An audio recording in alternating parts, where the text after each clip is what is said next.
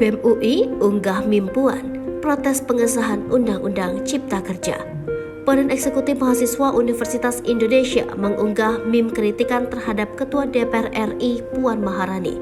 Dalam unggahan tersebut, Ketua DPP PDIP itu tampak berbadan tikus sembari tersenyum. Meme foto Puan tersebut berlatar belakang gedung kura-kura DPR RI Senayan, Jakarta Pusat. Meme itu merupakan bentuk protes dari BEM UI terhadap pengesahan peraturan pemerintah pengganti Undang-Undang Nomor 2 Tahun 2022 tentang Cipta Kerja menjadi undang-undang. Kami tidak butuh Dewan Perampok Rakyat, tulis BEM UI di laman resmi TikTok mereka, Kamis 23 Maret 2023. Ketua BEM UI Melki Sedek Huang mengatakan unggahan tersebut merupakan bentuk kemarahan pihaknya terhadap DPR RI saat ini.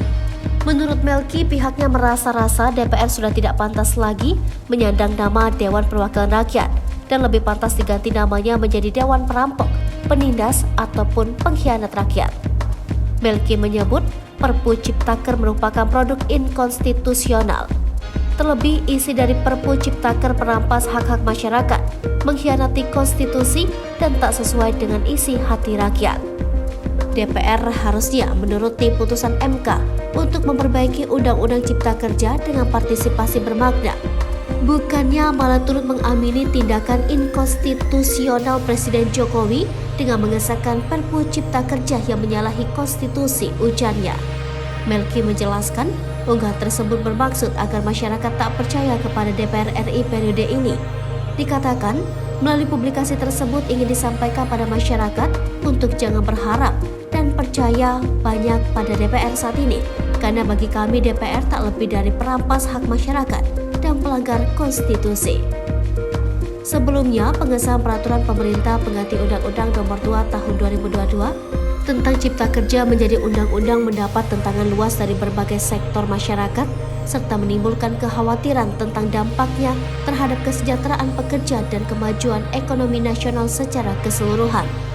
Analis ekonomi politik dari Fine Institute Kusviardi menyebut salah satu dampak potensial dari Perpu Cipta Kerja yang sudah disahkan menjadi undang-undang adalah berkurangnya kepastian kerja bagi pekerja, karena di dalamnya terdapat ketentuan yang dapat memudahkan perusahaan untuk melakukan pemutusan hubungan kerja atau PHK karyawan.